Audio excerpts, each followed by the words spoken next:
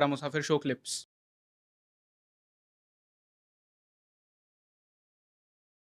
But x Muslims को इतना hatred क्यों मिलता है वर्सेस जो लोग लाइक फॉर एग्जांपल अगर हम शैला रशीद को ले, वो भी बात करती है मुस्लिम्स के अगेंस्ट और रिफॉर्म्स लाने की, वो भी बात करती है, वो इस्लाम में रिफॉर्म्स लाने की बात नहीं करती, वो मुस्लिम कम्युनिटी में रिफॉर्म्स लाने की बात करती है। उन्हें इतना हेट नहीं मिलता जितना आपको मिलता है, आपको इतने थ्रेट्स मिलते हैं, उनको कुछ नहीं मिलता। देखिए, इसमें बुनियादी फ़र्क ये है कि शाइला रशीद हो गया, हमारे डॉक्टर रिजवान अहमद साहब है, हमारी नाज़िया इलाही ख़ान हैं, और भी ऐसे लोग हैं, और एक दो नाम मैं भूल रहा हूँ। अगर बेसिकली अगर देखा जाए, दे डोंट टॉक अबाउट इस्लाम, ठीक है? They don't talk about Islam normally, right. They talk about Muslims, they talk about the community. They talk about community.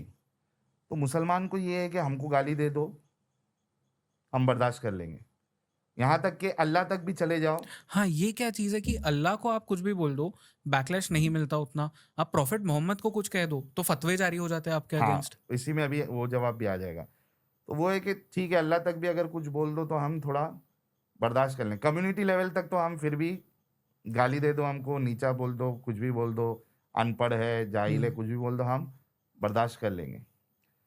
तो चूंकि ये लोग उस लेवल तक ही है, इस वजह से they don't get that much. हालांकि हेट उनको भी मिलता है, ऐसा नहीं है नहीं मिलता है, they get hate but not at that level. Right.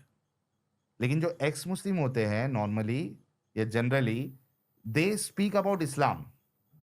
आपको कोई गारंटर चाहिए, आपको कोई डिपॉजिट चाहिए, आपको मेरा इनकम प्रूफ चाहिए, आपको मेरे रिश्तेदारों की इंफॉर्मेशन चाहिए। They speak about Islam, they speak about prophet Mohammad.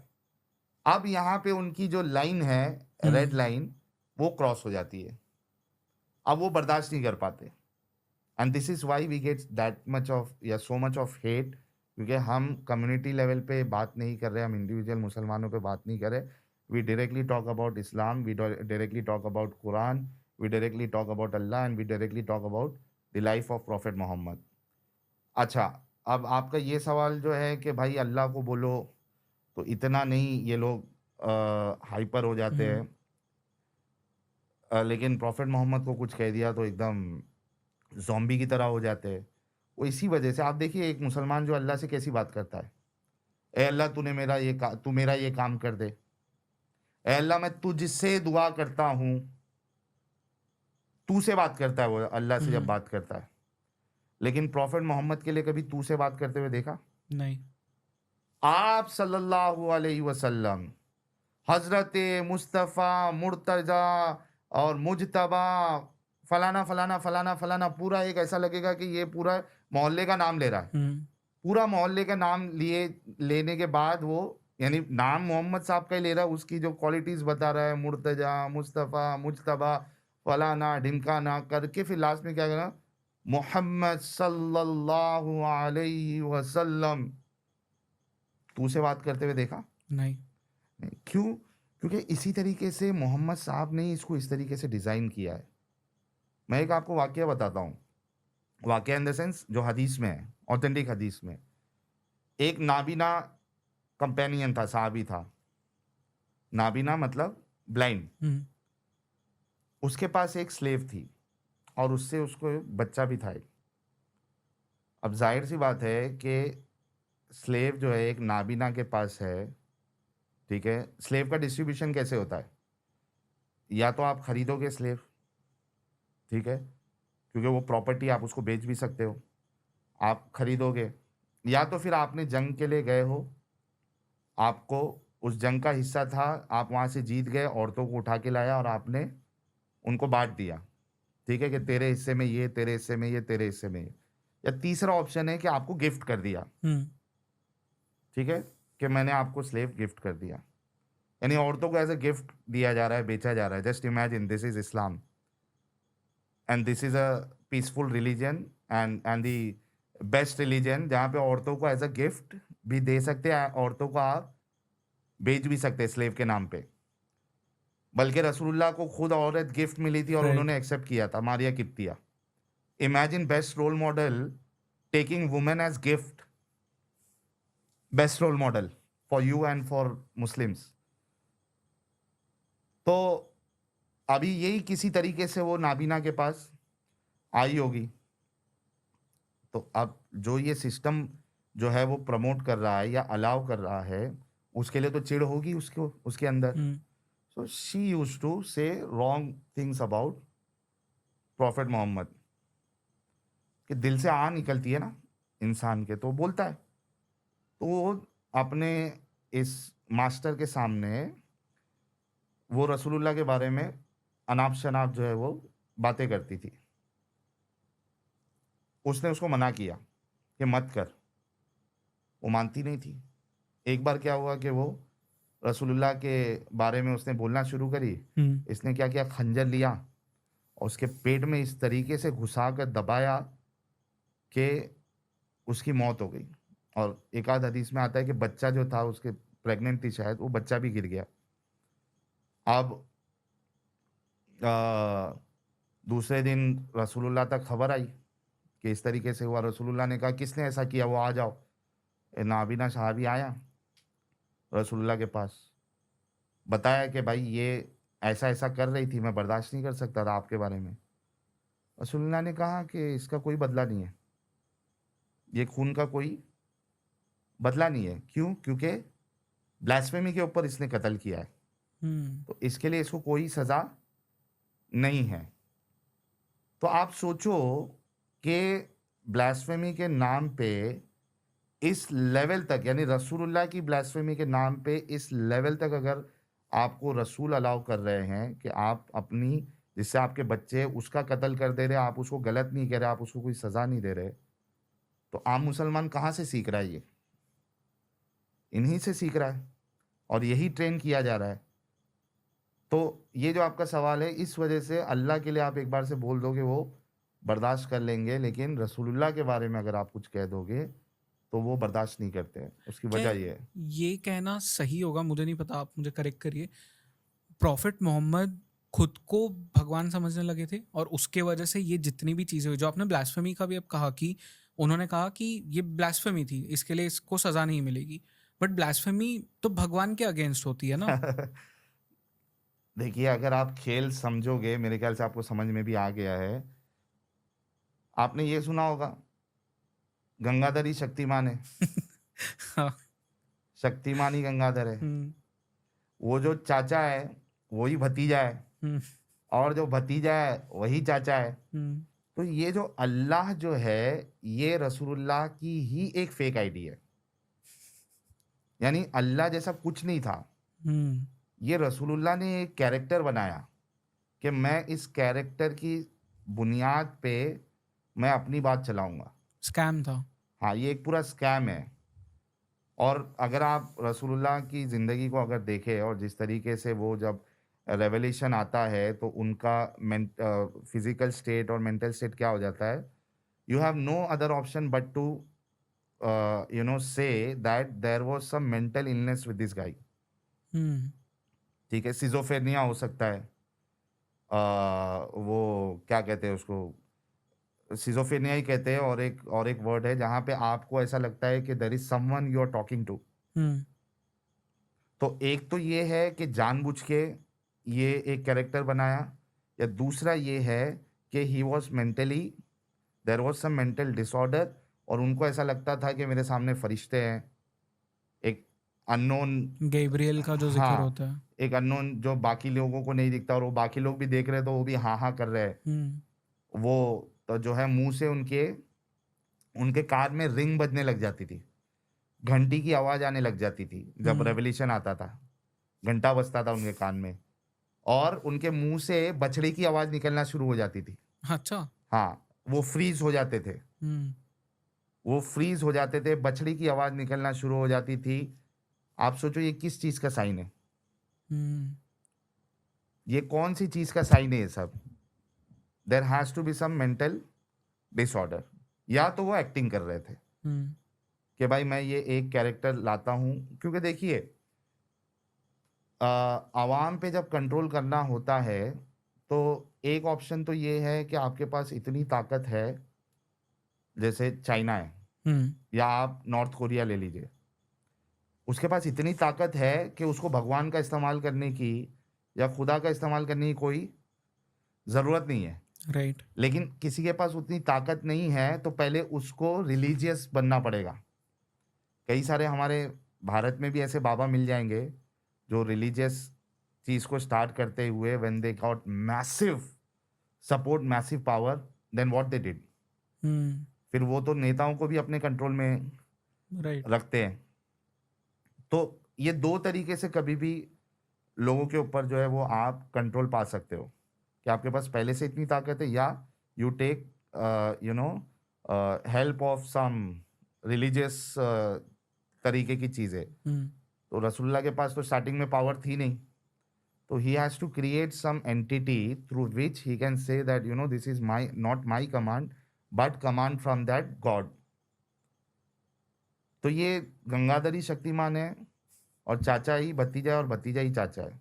तो ये जो मक्का से मदीना की तरफ आते हैं, तो मक्का में तो हमें ऐसा कुछ देखने नहीं मिलता। मदीना की हुँ। तरफ पहुँचते हैं, सडनली खून खराबा होने लगता है, ब्लडशेड बहुत ज़्यादा बढ़ जाता है। तो ये क्या हुआ? एकदम से पूरा पार्टी बदल दी?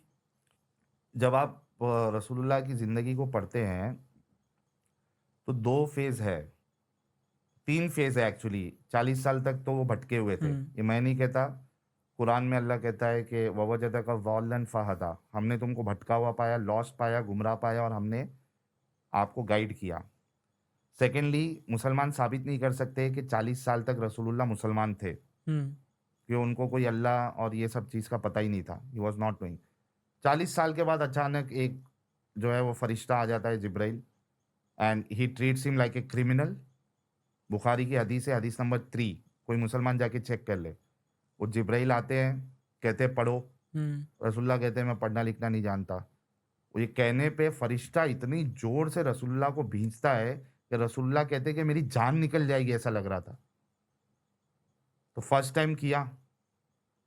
ये कोई फरिश्ता जो है वो गॉड के मैसेंजर के साथ इस तरीके की हरकत करेगा? नहीं। लेकिन रसूलुल्लाह के साथ कर रहा है वो। फिर वो कहता है पढ़ो। ये कहता है मैं पढ़ना नहीं है, फिर वही क्रिमिनल वाला ट्रीटमेंट। तीसरी बार बोलता है कि पढ़ो अपने रब के नाम से, जिसके तुमको ये अलग का और इस तरीके की बात आती है। तो अब रसूलुल्लाह डर जाते हैं कि यार मेरे साथ क्या मामला हो गया। Again a sign of mental disorder, कि आपको कुछ ऐसी नई दिखने वाली चीज़ें जो है आपको नज़र आ रही है। और वो डर के जा रहे हैं अपनी बीवी के पास, खदीजा के पास, मुझे कंबल-इम्बल उड़ाओ। एकदम घबराए हुए, मुझे लग रहा है कि मेरे साथ कुछ गलत हो गया है। हुँ, अब वो खदीजा फिर अपने कज़िन के पास लेके जा रही है, वर्का बिन नौफल के पास, और फिर वो बता रहे हैं कि यार तुम तो रसूल है। मतलब नबी को नहीं मालूम है तुम नबी और रसूल है, वो थर्ड पर्सन बता रहा है तुम रसूल है, और ये जो तुम्हारे पास आया था वो तो पुरानी किताबों में भी लिखा हुआ है, ऐसा फरिश्ता आता था। तो ये रसूलुल्लाह को भी मालूम नहीं था, या उन्होंने ये पूरा जो है वो एक्टिंग पूरी की है, हुँ, ठीक है? लेकिन एक बात आपको साफ नज़र आती है कि जब रसूलुल्लाह स्टार्टिंग में ये इस्लाम की जब दावत दे रहे थे, तो ये क्या करते थे, वहाँ के जो मुशरिक है, उनके जो देवी-देवता है, उनको गालियाँ देते थे।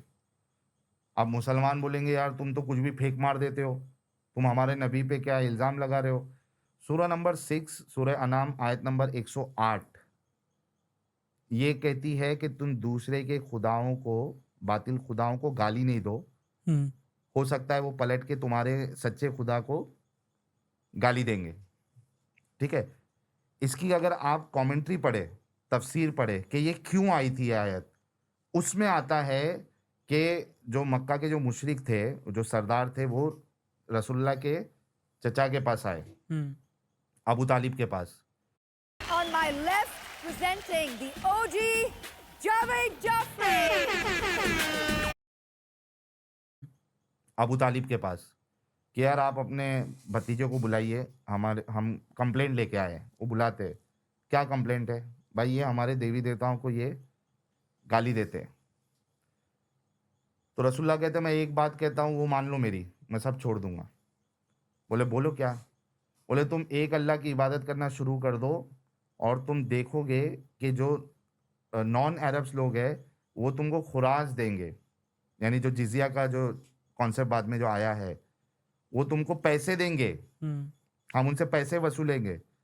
इसका मतलब ये चीज़ पहले से रसूलुल्लाह के दिमाग में तय थी कि मुझे इस तरीके से डिज़ाइन करना है ताकि हम लोगों से पैसे वसूलें, लूटमार करके, लूटमार करें और वहाँ से फिर उनको डरा के पैसे उनसे ले कि भाई इस्लाम कबूल करो, नहीं तो हम या तो हमारी गुंडा पार्टी में आ जाओ या तो फिर दब के रहो।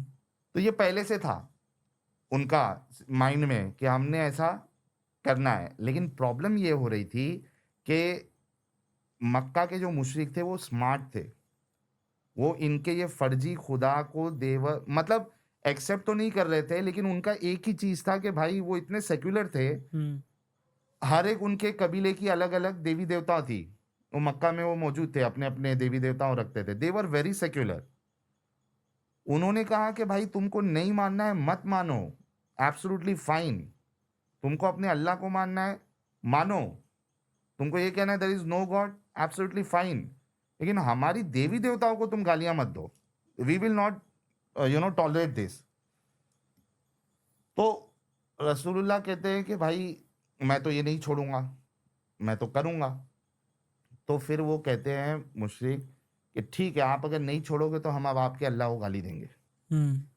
तब जाके ये वर्स रिवील होती है, ओके 6 की 108, फटक से ऊपर से आसमान से फरिश्ता आ जाता है, वर्स रिवील करता है कि भाई तुम दूसरों के बातिल खुदाओं को गाली नहीं दो, वरना वो तुम्हारे खुदा को गालियां देंगे। तो आप सोचो कि ये पहले से क्लियर था रसूलुल्लाह के माइंड में कि हमको माल लूटना है।